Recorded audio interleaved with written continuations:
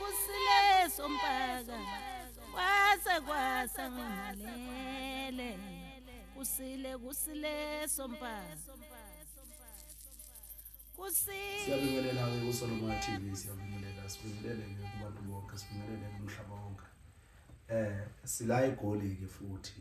La eGoli futhi sisazothinta kakhulu imimoya, sothinta kakhulu izindwangu, sothinta kakhulu ukwehluka-ke kwalezi zingwe, amabhayi nazo zonke lezi zinto lezi. Bathi abantu-ke asenze upart 2 weyindwangu. Kunezinto-ke kufanele ukuthi kwesiqale siziqonde singabantu bakamoya.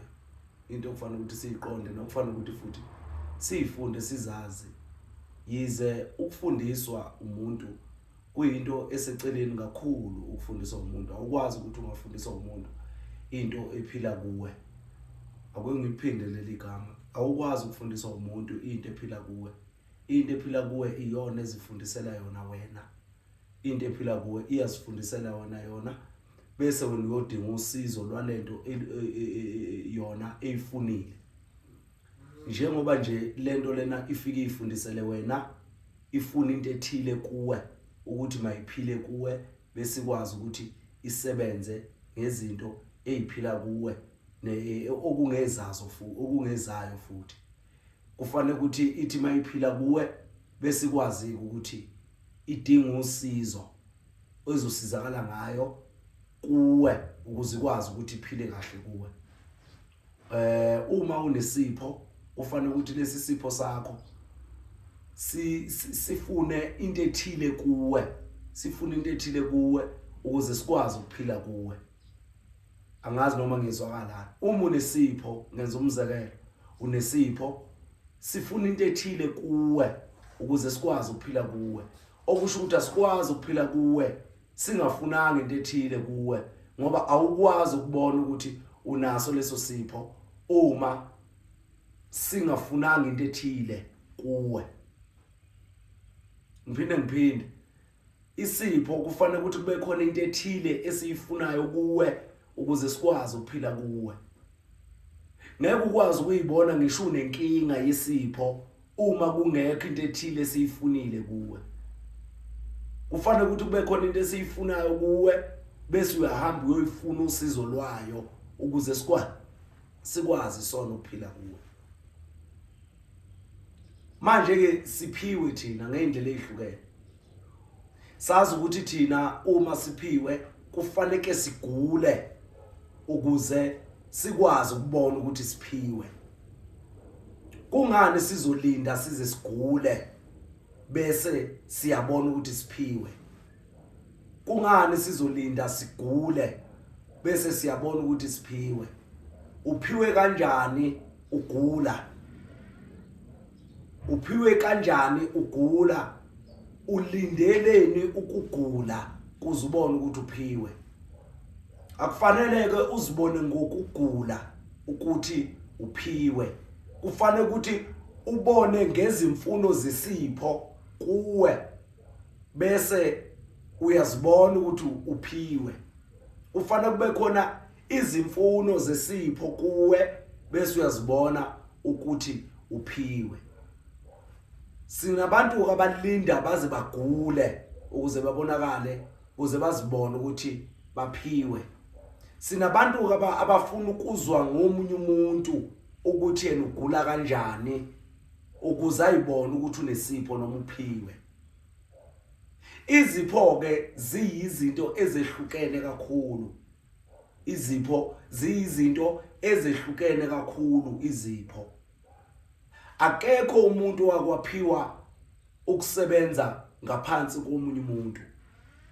Kodwa kunezinto esisizana ngazo thina. Ezisizana ngazo thina okufanele ukuthi sibe nazo nomunye umuntu abe nakho okungokwakhe bese kuyakwazi lento ukuphila kuye. Ngiphinde akekho umuntu onesipho sokuyosebenzela omunye umuntu kodwa uba nesipho sokuyoncedana nomunye umuntu. angazi noma mhlambe ngibeka kahle akekho umuntu onesipho sokuyosebenzela omunye umuntu kodwa umuntu unesipho esiphiwe yena ukuthi alekelelane nomunye umuntu onesipho naye.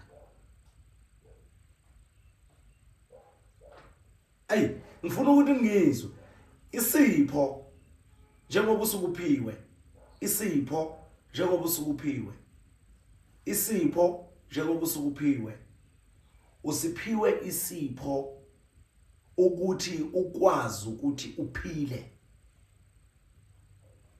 Sifuna izimfuno zaso ezizingcino zaso ezogcinelwa sona bese sikwazi ukuphila kuwo.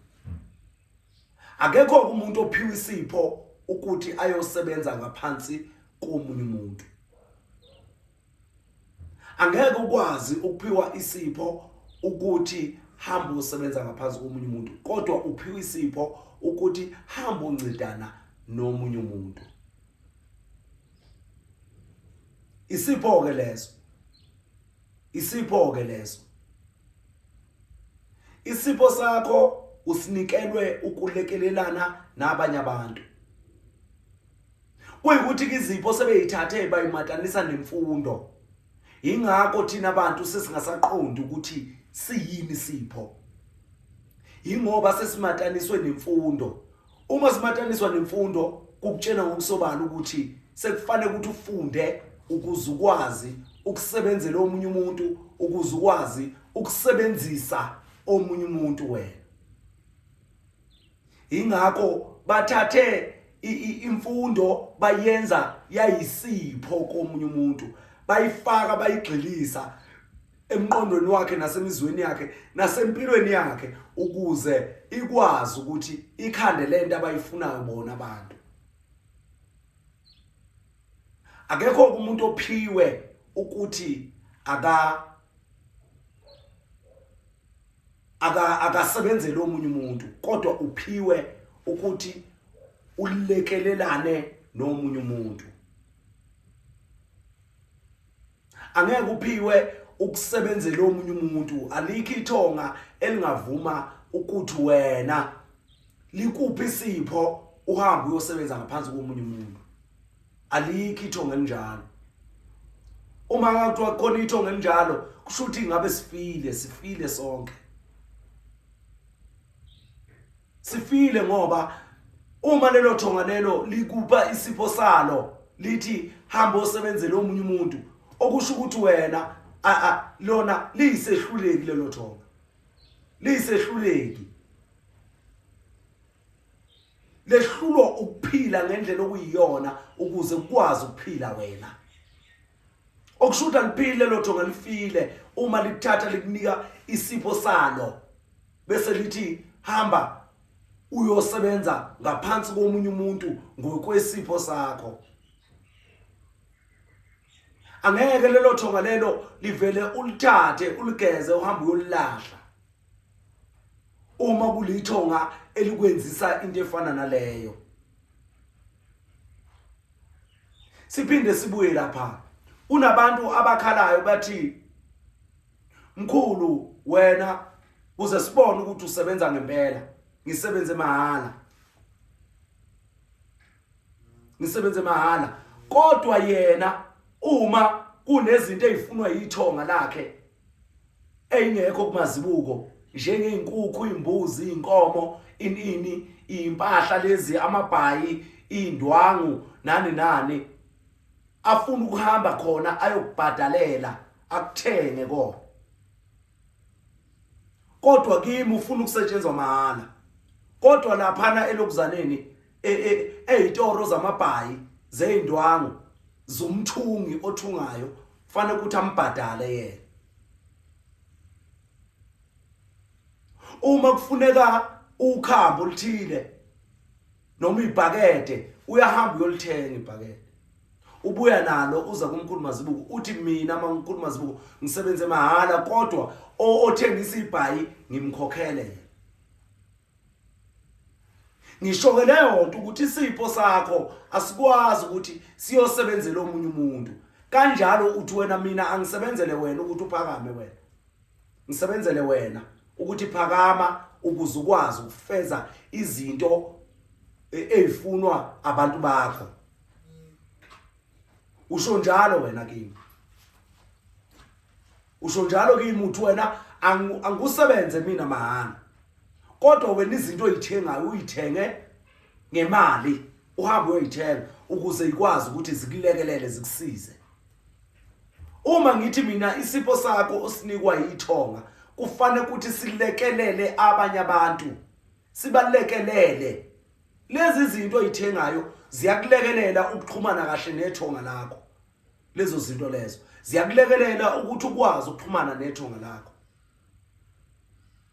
awusebenzeli zona kodwa niyalekelelana ngoba zona uyazembatha emzimbeni bese ikwazi ukukuvikela emimoyeni ongakwazi ukuyivikela kuwo nawe lowo moya ozanazo lezo zinto zembathayo bese ukwazi ukuphila kulomzimba owuwe okusho ukuthi niyalekelelana nalezo zinto lezo amabhaya yakho ingubo zakho amajazi izembatho nazo zonke lezi zinto iziphika niyalekelelana nazo wena ufike nomzimba zona zafika nendwangu nomoya othile ongawuqondi wena kule yandwangu nongakwazi ukubona uphathe ngesandla kule yandwangu zase ziyembatha mase zembathile lezo imoya lezo kuwe zase ziwusebenzisa umzimba ngoba nawe uyayisebenzisa ekufezeni into ezithile ongakwazi ukuyibona ngamehlo enyama ngizama ukuqondisa ukuthi isipho sokuyosebenza ngaphansi komunye umuntu awunaso wena asikho ngaphandle kwemfundo kuphela ngoba iwumoya weyiphukuphuku imfundo iwumoya ongcolileyo imfundo owumoya weyiphukuphuku ngoba awukwazi ukufundiswa into ewuwe awukwazi ukufundiswa umuntu into enguwe akufundise nje umuntu into ewuwe awukwazi ukuyifundiswa into ewuwe kufanele ukuthi uyimukele iphile kuwe nawe uphile kuyo into ewuwe kumele uyemukele iphile kuwe nawe uphile kuyo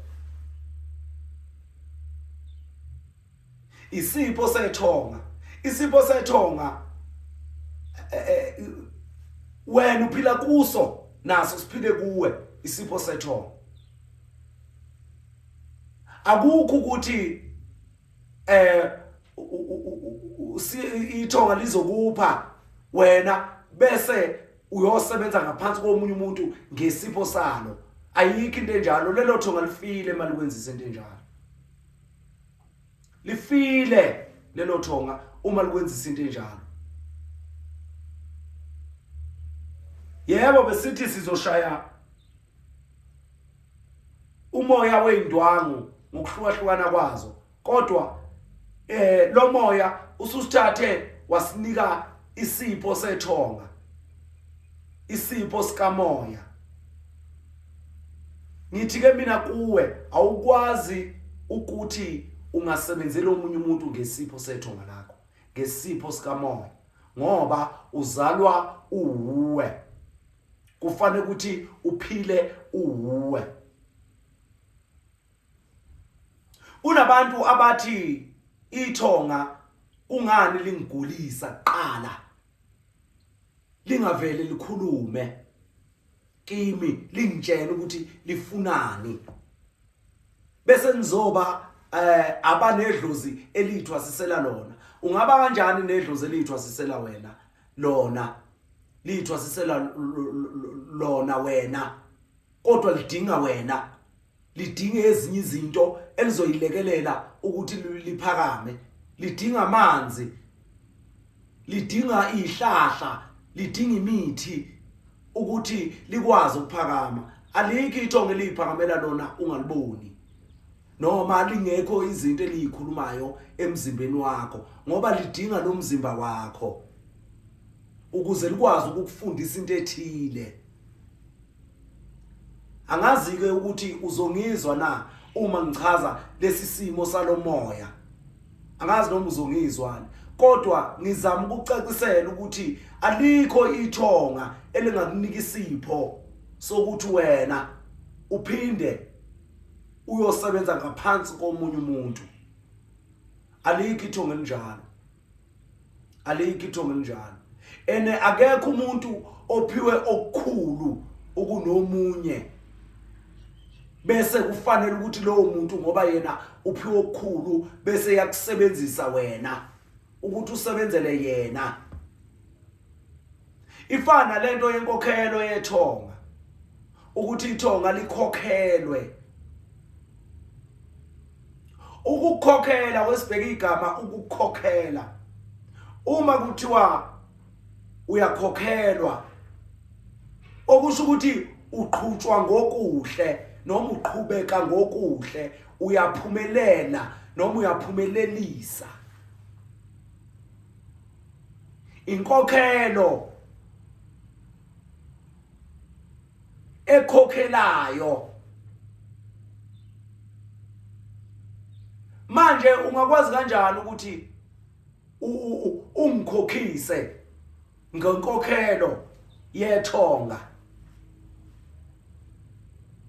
Uthiwe ngomzekelo sebenza la ukhokhela ithonga noma sebenza la ngoba ithonga likufundisa into ethile. Twaqale ungisebenzele uphinde futhi kube khona imali oyibhadalayo eyizobe masanukudlala ngathi awukwazi ukuthi ubhadele imali uphinde usetshenziswe ngoba ithonga likhokhela ngokuhle olenzela khona noma elikwenzela khona. Ngingafike mina ngiwuMazibuko ngikukhokhise inkokhelo yensebenzo yami, ngikutshela inani lenkokhelo yensebenzo yami ezokukhokhela ngokuhle. Ukhona okuhle kufanele ukuthi kuvulele yona leyo nsebenzo. Uma ngisebenza lensebenzo ayikhokhele ngokuhle. Uma usubhadale inkanyiso yakho kufanele ukuthi ukhokheleke wena ngokuhle okubhadalele wena. Angazi noma ngiyatholakala lento engishoyo. Angazi noma ngiyatholakala. Ngoba uma wena ungayikhiphanga inkanyiso yaleli thonga elikhokhela kahle, yazi-ke ukuthi lizobuya lona lingikhokhele. Emholweni wakho uhola u5,000 wena. Emholweni wakho lizowuthatha u2,000 ngelinye ilanga. Uma ngale wena ukuthi lo 2,000 ushonephi kanti lo 2,000 yiloyo ongawukhokhanga kuMazibuko wena. Liwuthathile lona la umkhokhelo uMazibuko. Lathi ngoba lo muntu ungilekelelile wangikhipha ebumnyameni wangihlambulula izinsila kumele ngimkhokhele ngoba wena nginika imali ukuthi hambe umkhokhele. Wangamkhokhela wena Mazibuko. Seliyamkhokhela lona leli thonga ukuze akwazi ukuqhubeka alekelele.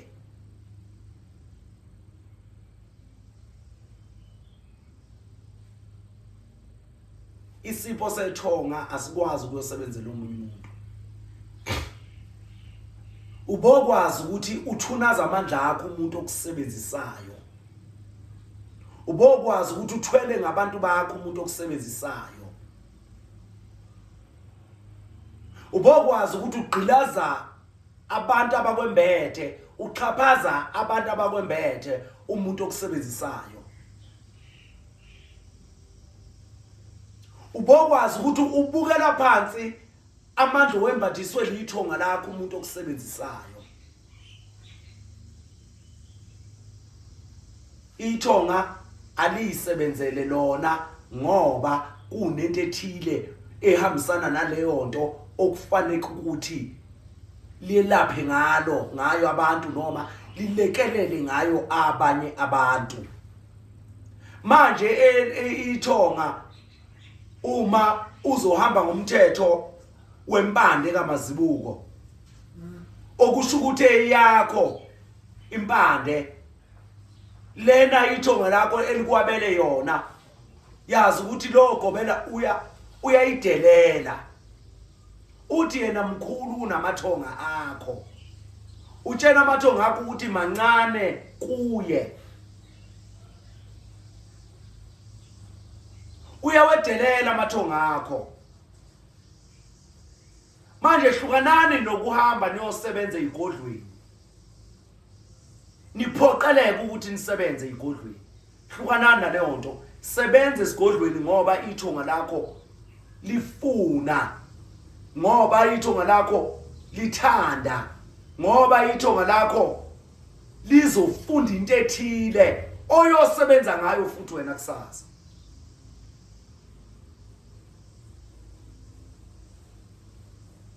angeke ukuthi lo muntu mayekuhlola uthi kuwe unesipho sikamoya kodwa ukuhlabulisa ingadi yini angakusebenzisi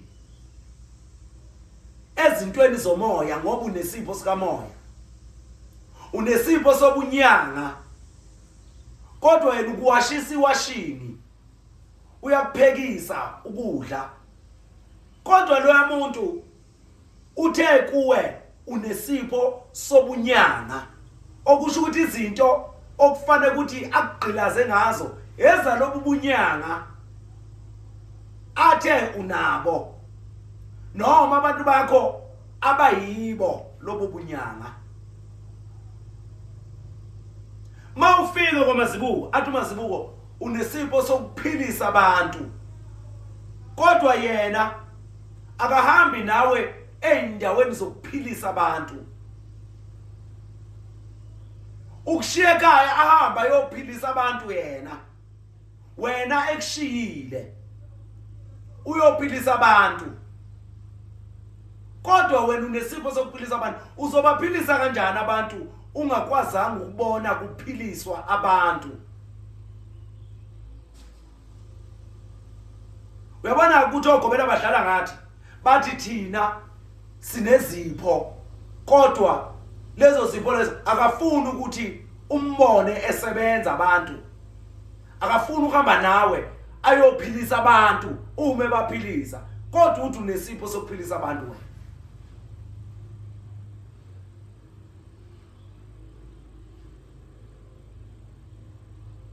eniphumani ke kulento yokuthi nazi ukuthi isipho ziphandla lezi isipho ubuhlalu lobo isipho ijazi okuzofanele ukuthi uligqoke ukuze uzibone ukuthi uphiwe phumani kulo mqondo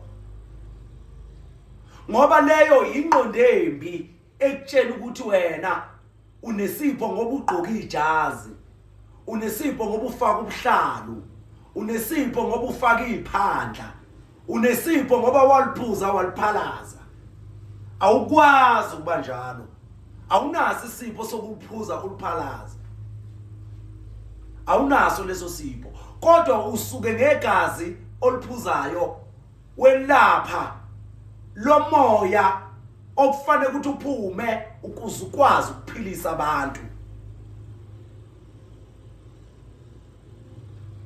awukwazi ukuliphuza uphinde uliphalaze bese kuthi unesipho ngeke ukwazi ukuliphuza uliphalaze uphuzelani uma ukuthi ubungayili ukuyolapha le yanto ephila kuwe ngaphakathi edinga leli igazi ozoliphuza ngoba igazi liyikhambi lokwelapha liwumuthi wokwelapha igazi elithile ngaphakathi kuwe kungani kufanele ukuthi uliphuze uphinde uliphalaze ngishiloke ngathi lezi zinto ziyalekelelana Nkosi yami ziyalekelelana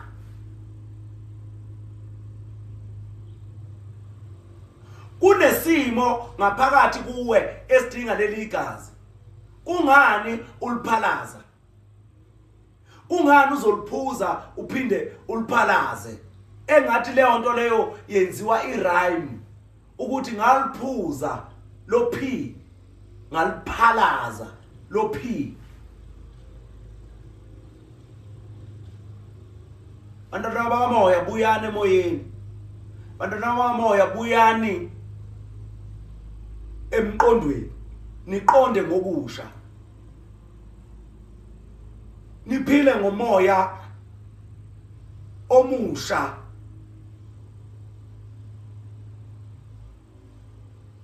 Kodwa okade wawukhona umoya omusha, okade wawukhona umoya omusha ke ungumzimba omusha, ungukuphefumula okusha kokuzalwa komntwana, okusho ukuthi wayekade ekhona emoyeni kodwa manje usezoba khona enyameni.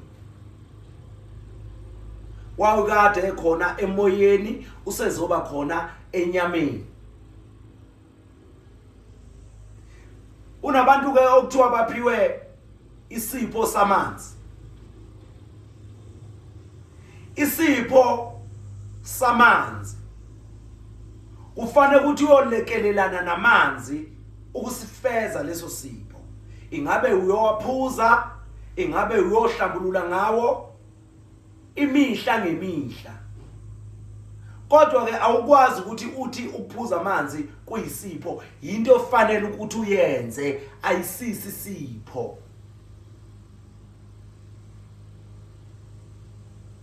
Angazi mhlambe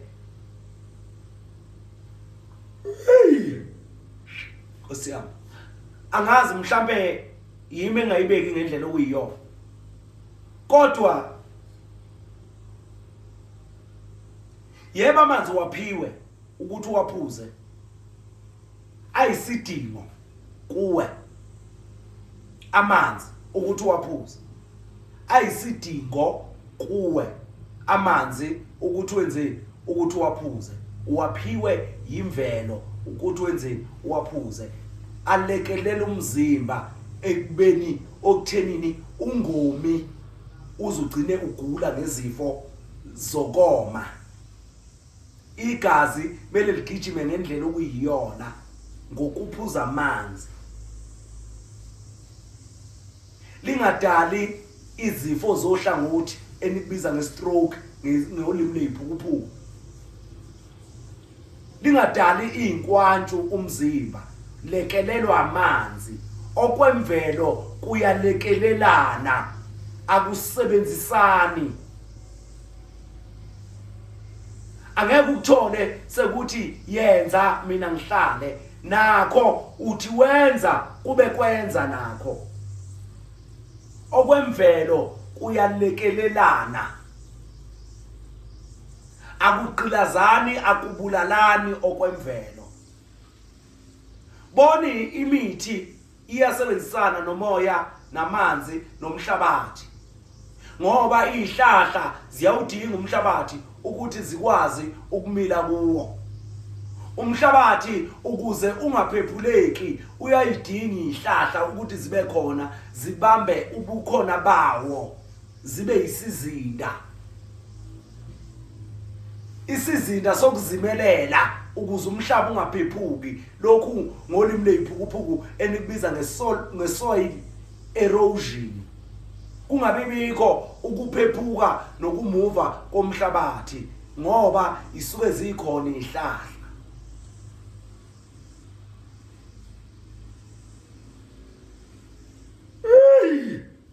Madoda, injalo indaba kamoya mayikhuluma ezulwini ithi masilekelelane, masingaqilazani, masingaphakami ngamandla phezulu komunye umuntu onamandla aphiwe wona naye. Masingabukelani phansi, masingacekelelani phansi. Kusho inkulumo kamoya, ngoba inkulumo kamoya iwubunye. Kwelikamoya siyalingana, akekho omkhulu akekho omncane. Umoya weqiniso uyinkoselo kithina, uyinkosi kithi. Akekho umuntu onomzimba namehlo neindlebe nakho konke okuyizicubu nezigaba namaphatho omzimba okufanele ukuthi abe mkhulu kunawe.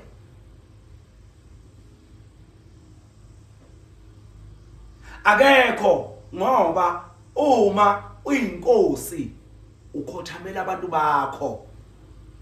Uma unobukhosi ukhothamela abantu bakho. Awubakhothamisi abantu bakho ngoba laba bantu niyalingana nabo. Uma beguqela nawe baguqele. Uma baguqela nabo baguqele.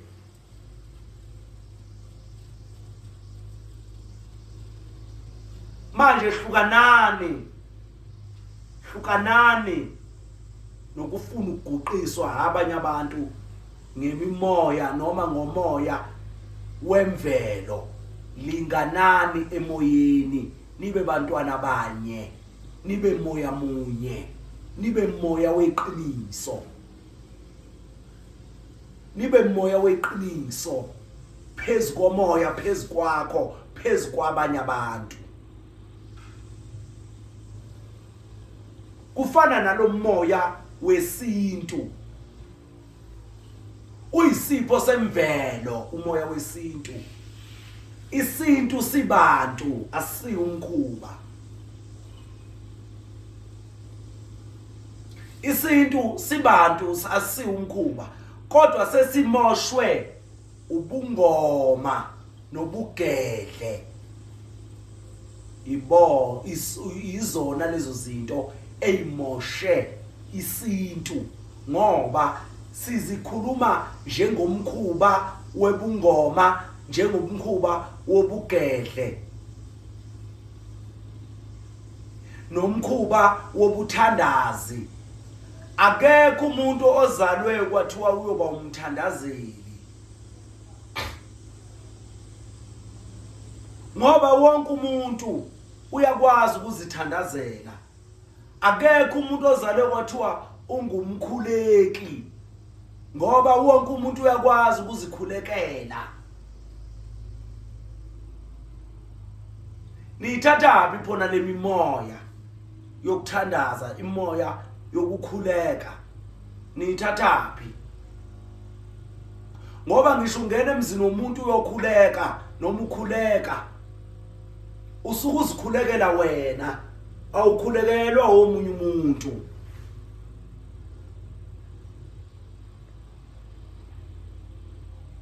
Uzikhulekela wena, awukhulekelwa omunye umuntu. Manje umoya wezulu ukwazi kanjani ukuthi ungehla kwembathe uphile ngawo, uphile ngawe askisi bese ufuna ukuthi uyosebenzela omunye umuntu? Awukwazi. Asikho isipho esinjalo. Asikho isipho esithi hamba usebenzele omunye umuntu. Qinanike bantwana bethonga, nibe moya munye, nibe moya weqiniso ekuphileni kwenu ngoba umoya weqiniso uwe. Izinto zemvelo okuyimvelo yeqiniso ziyaphilisana, ziyaphilelana. Azilahlani izinto zemvelo. Akaze zalahlani izinto zemvelo.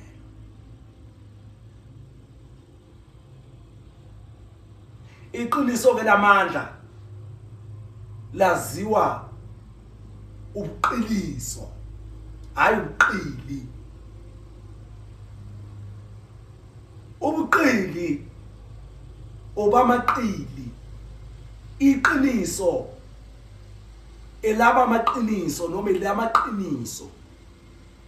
Ubuqili obamaqili, iqiniso elaba amaqiniso noma elamaqiniso. Yekani ukuphila umoya wamanga nibe niliqiniso nini.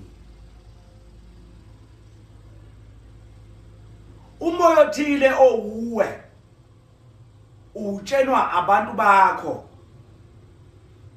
awutshenwa umkhulu mazibuko uma umkhulu mazibuko ngakulekelela ukuyokuhlanza lokuyokuhlambulula ukuthi ukwazi ukuxhumana nabantu bakho ukuze bakuphilise lempilo efunwa yibo.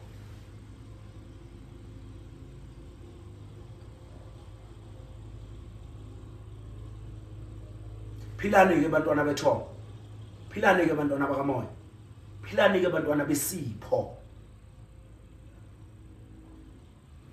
Sibuye ke size la.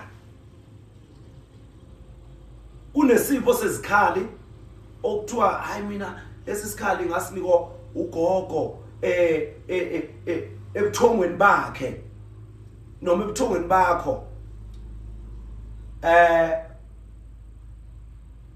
Kuphinde kuzoba isikhali, ibhayi, indwangu, amathambo, lishoba,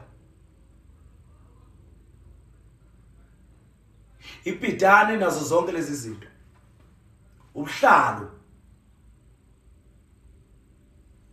konke lokhu kuyimimoya, konke lokhu engubalile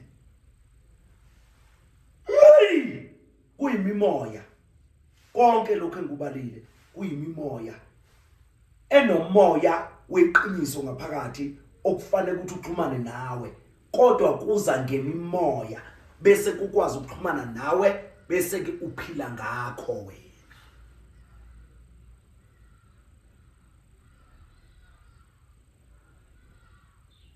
Ibhayi likumele emoyeni othile okufanele ukuthi ufinyelele kuwe uzophila kuwe nawe uphile kuwo. Umoya othile webhayilengwe uzophila kuwe, umoya webhayilengwe uphile kulo nawe noma uphile kuwo nawe umoya webhayilengwe. Okushuthi niyalekelelana. Niyalekelelana njengoba izandla ezimbili ziyagezana. Ningamangali uma nimbona ngizamula kangaka. Ngisuke ngalalela kakhulu okwasezulwini. Ngaphinda futhi ngisebhandeni ngiyakuyitho okuyiyona engibekela eGoli ngalesi sikhathi. Ngibheke eMpumalanga kuyitho lapho ngiyokwembathisa inhlambuluko noma inhlanzeko phezulu kwabantu. Amathonga ke asezulwini awahambe nami, amathonga asezulwini ahambe nabantwana bakamoya okuyibona abayohlanjululwa. Amathonga asezulwini, amathonga asemhlabeni, emhlabathini, amathonga asemanzini awahambele kulezi impophoma naleya ndawo esiyohlala kuyo yaseMpumalanga eSapie River Camp, lapho esiyohlala khona ukuthi ayosilekelela, ayosembatha laphana kweliphambili ukuze sikwazi ukuthi izinto zethu sizenze ngendlela yeqiniso, ngendlela yenhlambuluko enomoya olinono ngaphezulu kwethu. Asambeni ke siyohlambulula eMpumalanga. Ngisebhandeni elidonsayo eliyoze silivale ngoLwesihlanu lelo bhandelelo. Siyosebenza ke manje, siyosebenza ngomoya wezulu, ngomoya weqiniso, ngomoya wamandla, ngomoya wezinkoselo phezulu ezulwini. Izinkanyezi ebusuku phezulu, izinkanyezi ebusuku emini emanzini.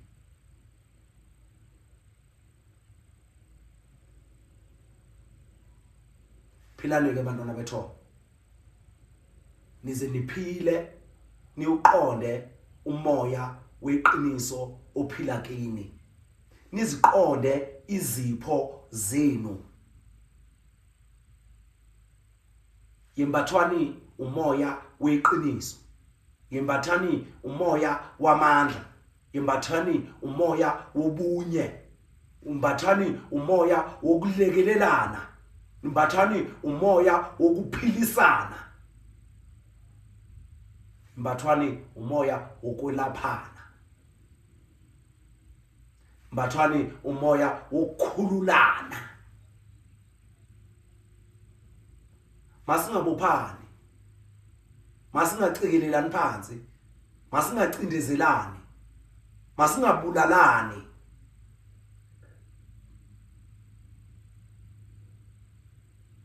Philani bantwana bethu, lo nomkhulu Mazibuko, isanusi sezulu.